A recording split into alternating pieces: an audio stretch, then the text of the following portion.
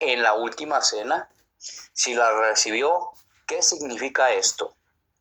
Este tema es importante porque toca la dignidad para comulgar el pecado grave, la presencia real de Cristo. Los relatos bíblicos en el Evangelio de Mateo, capítulo 26, del versículo 20 al 26, Jesús anuncia la traición, luego instituye la Eucaristía. El texto no dice explícitamente que Judas se haya ido antes. En el Evangelio de Marcos, capítulo 14, versículos del 17 al 22, mismo orden, anuncio del traidor, institución de la Eucaristía. Tampoco dice que Judas salió antes. En el Evangelio de Lucas, capítulo 22, versículo del 19 al 23, aquí está la clave. Jesús instituye la Eucaristía. Después dice, la mano del que me entrega está conmigo en la mesa. Esto sugiere fuertemente que Judas estaba presente durante la Eucaristía. En el Evangelio de Juan, capítulo 13, versículo del 21 al 30, aquí Judas sale después de recibir el bocado. Pero Juan no narra la institución de la Eucaristía. No contradice a los otros evangelios, solo omite este momento. Interpretación teológica. La mayoría de la tradición cristiana, especialmente católica, enseña, sí, Judas recibió la Eucaristía indignamente. Apoyo bíblico clave, primera carta a los Corintios, capítulo 11, versículo del 27 al 29. San Pablo dice, quien come el pan o bebe el cáliz del Señor indignamente será culpable. Esto encaja perfectamente con Judas. Recibió el pan. Estaba en pecado, o sea, traición. Enseñanza de la Iglesia. La Iglesia enseña, la Eucaristía no es un símbolo, es el cuerpo de Cristo. Recibirla en pecado grave es un sacrilegio. Judas es el primer ejemplo de comunión sin conversión. Participar externamente, pero traicionar internamente. Argumentos apologéticos. Número 1. Orden de los textos. Lucas muestra claramente primero Eucaristía, luego anuncio del traidor presente. Número 2. Nadie lo detuvo. Jesús dijo, uno de ustedes me va a entregar, pero no lo excluyó de la mesa. Esto muestra respeto a la libertad humana, amor incluso al traidor. Tercer argumento, coherencia con San Pablo. Pablo advierte contra comulgar indignamente. Judas es el ejemplo vivo de esta advertencia. Aplicación espiritual. Este tema no es solo histórico, es personal. Nos invita a preguntarnos, ¿cómo recibo la Eucaristía? ¿Estoy en gracia o en pecado grave? En conclusión, lo más probable, bíblicamente y teológicamente, Judas sí recibió la Eucaristía, pero la recibió indignamente. No le trajo salvación, sino juicio. Frase final, Judas comió el pan de vida, pero no permitió que la vida entrara en su corazón. Ahí termina ese tema. Ahora, Jesús sabía que Judas lo iba a traicionar y desde cuándo. La pregunta clave, ¿Jesús sabía que Judas Iscariote lo traicionaría? ¿Lo supo solo en la última cena o desde antes? Respuesta corta, sí, Jesús lo sabía, y lo sabía desde mucho antes, no solo en el último momento. Pruebas bíblicas desde el inicio del ministerio. En el Evangelio de Juan, capítulo 6, versículo 64 dice, Jesús sabía desde el principio quiénes no creían y quién lo iba a entregar. Esto es clarísimo, desde el principio. Ya conocía al traidor. Cuando eligió a los apóstoles, en Juan capítulo 6, versículos 70 al 71, ¿No los elegí yo a ustedes, los 12, y uno de ustedes es un diablo? Aún sabiendo esto, Jesús eligió a Judas. No fue un accidente. En la última cena, en Mateo capítulo 26, versículo 21, dice, uno de ustedes me va a entregar. Aquí no lo descubre, lo confirma públicamente. Identificación directa. En Juan capítulo 13, versículo 26, Jesús señala a Judas al darle el pan.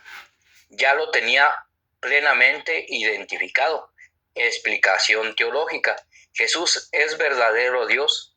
Jesús tiene conocimiento perfecto, conoce los corazones. No fue sorprendido, no fue un error, no fue un engaño. Todo estaba dentro del plan de salvación.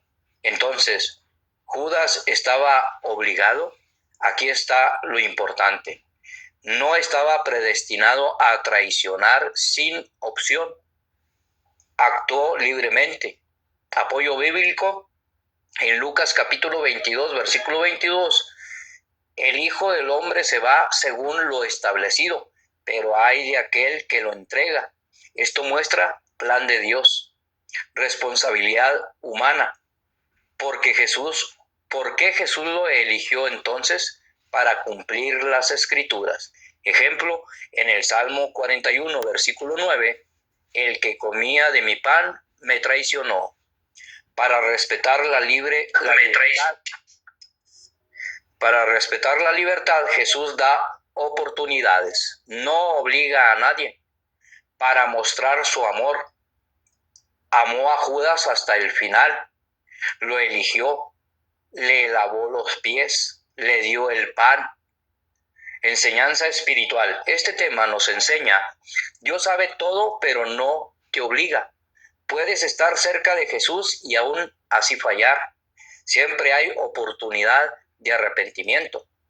Diferencia importante. Saber no es lo mismo que causar. Jesús sabía lo que Judas haría, pero no lo obligó a hacerlo. En conclusión, Jesús sabía desde el principio, lo sabía al elegirlo, lo confirmó en la última cena, pero Judas actuó libremente y es responsable de su decisión. Frase final, Jesús conocía la traición de Judas, pero aún así lo amó y le dio la oportunidad de cambiar. Este otro tema, ¿por qué la Iglesia Católica cubre las imágenes en Semana Santa? En muchas iglesias católicas durante los últimos días de Cuaresma, especialmente en la Semana Santa, las imágenes, crucifijos, santos, etcétera, son cubiertos con telas moradas.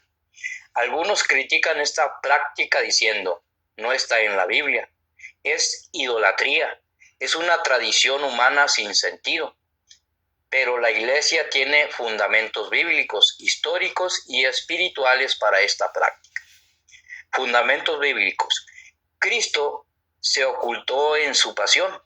En Juan capítulo 8, versículo 59 nos dice, tomaron piedras para arrojárselas, pero Jesús se ocultó y salió del templo. Explicación. Antes de su pasión, Jesús se oculta. Cubrir las imágenes representa este momento en que su gloria queda escondida. Tiempo de duelo y tristeza. Lucas capítulo 23, versículo 48 nos dice, toda la muchedumbre se volvía golpeándose el pecho. Explicación. La iglesia entra en un ambiente de luto espiritual. Cubrir las imágenes expresa visiblemente ese dolor por la muerte de Cristo. Hay tiempos para todo. Eclesiastes capítulo 3, versículo 1 dice, todo tiene su tiempo. Explicación. Hay tiempos de alegría, la Navidad, Pascua, y tiempos de penitencia, la Cuaresma. Velar las imágenes ayuda a vivir ese tiempo de forma concreta. Fundamento de la tradición, la Iglesia, guiada por el Espíritu Santo, Juan capítulo 16, versículo 13, ha desarrollado signos visibles para expresar realidades espirituales. Segunda de Tesalonicenses, capítulo 2, versículo 15 dice: manténganse firmes y conserven las tradiciones que han aprendido. Explicación: no todo está explícito en la Biblia. La Iglesia también vive de la tradición apostólica. Desde hace siglos, especialmente en Europa medieval, se cubrían imágenes como signo de penitencia y preparación para la Pascua. Sentido teológico: enfocar en la cruz. Se eliminan estímulos visibles para centrarnos en el misterio principal, la pasión y muerte de Cristo. Expresar el silencio de Dios. En la pasión parece que Dios guarda silencio. Las iglesias se ven más sobrias, reflejando este momento. Aumentar el impacto de la Pascua.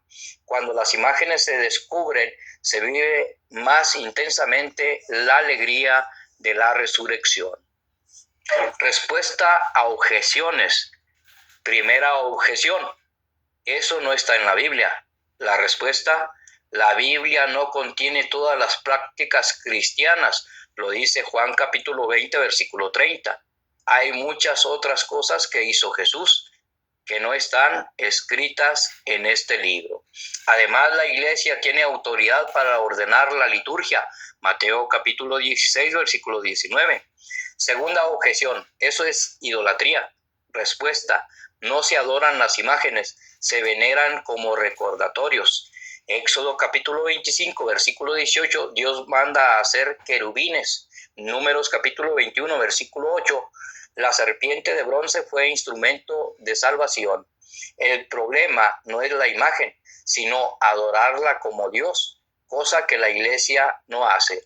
Tercera objeción: es inútil taparlas. La respuesta: los signos visibles ayudan a vivir realidades espirituales. Hebreos capítulo 12, versículo 1 dice: estamos rodeados de signos y testimonios que fortalecen la fe. Aplicación espiritual. Invita al recogimiento interior. Nos recuerda el sacrificio de Cristo. Nos prepara para vivir mejor la Pascua. Nos ayuda a hacer silencio y reflexión. En conclusión, cubrir las imágenes no es superstición ni idolatría, sino una práctica profundamente espiritual que tiene base bíblica indirecta. Está respaldada por la tradición, ayuda a vivir el misterio de la pasión, prepara el corazón para la resurrección. Frase final: cuando la iglesia cubre las imágenes, no está ocultando a Cristo, nos está enseñando a buscarlo más profundamente en el silencio de la cruz. Siguiente tema: ¿por qué los católicos no comen carne los viernes de Cuaresma? Fundamento bíblico: el espíritu de penitencia. Aunque la Biblia no menciona explícitamente no comer carne los viernes, sí enseña el valor de ayuno y la penitencia. Mateo capítulo 16, versículo 24. El que quiera seguirme, que se niegue a sí mismo. Joel capítulo 2, versículo 12 y 13 dice: vuélvanse a mí con ayuno, llanto y lamento. Mateo capítulo 9, versículo 15 nos dice: Jesús dice que sus discípulos ayunaran cuando Él no esté. La iglesia, guiada por estos principios, establece prácticas concretas para vivir esa penitencia. Tradición apostólica y autoridad de la iglesia. La práctica viene de la tradición de la iglesia primitiva. Desde los primeros siglos, los cristianos hacían penitencia los viernes, porque ese día murió Cristo. La iglesia, con autoridad dada por Cristo, Mateo 16, 19, establece normas disciplinarias como la abstinencia.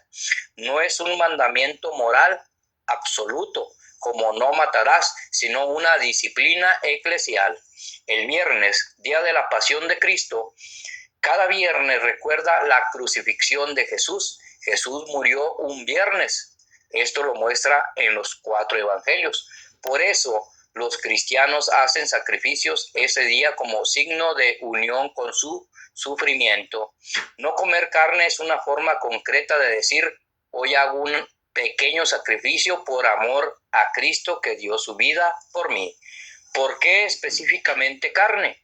Históricamente, la carne era considerada un alimento de fiesta, lujo o celebración. Abstenerse de ella simboliza renuncia y penitencia. No es que la carne sea mala, sino que se renuncia a lo bueno como sacrificio. La Cuaresma, tiempo especial de conversión. Durante la Cuaresma, 40 días antes de Pascua, la Iglesia intensifica la penitencia. Todos los viernes son días obligatorios de abstinencia, según la disciplina actual. Es un tiempo para prepararnos espiritualmente para la Pascua. Enseñanza oficial de la Iglesia. El Código de Derecho Canónico establece en el Canon 1251: se guardará abstinencia de carne todos los viernes, a no ser que coincidan con una solemnidad. En muchos países esto es obligatorio durante la Cuaresma. Respuesta a objeciones comunes. Objeción: eso no está en la Biblia. Respuesta: la Biblia enseña el ayuno. La Iglesia concreta cómo vivirlo. Segunda objeción: Dios no se fija en lo que comes. Respuesta: es cierto que Dios mira el corazón, pero los actos externos ayudan a formar el corazón. Siguiente objeción: es una tradición humana. Sí, pero es una tradición guiada por la Iglesia fundada por Cristo. Sentido espiritual profundo. No comer carne no es el fin del mundo, sino el medio. Nos enseña disciplina, nos recuerda el sacrificio de Cristo, nos ayuda a convertirnos. Como decía San Agustín, lo importante no es solo dejar de comer, sino dejar de pecar. En conclusión, no comer carne los viernes de Cuaresma no es un capricho, no es superstición, es un acto de amor, obediencia y penitencia. Es una forma concreta de vivir el Evangelio y unirnos a Cristo crucificado. Hasta ahí quedan los 4 temas. Gracias, bien explicado, hermano. Y ahorita se los envío a su correo. Sí, Digo, a su aplicación. Sí, gracias, muchas gracias, están bien explicados. Ese sí que ahí sí quedó más claro que eso no canta un gallo. Así es. Entonces, por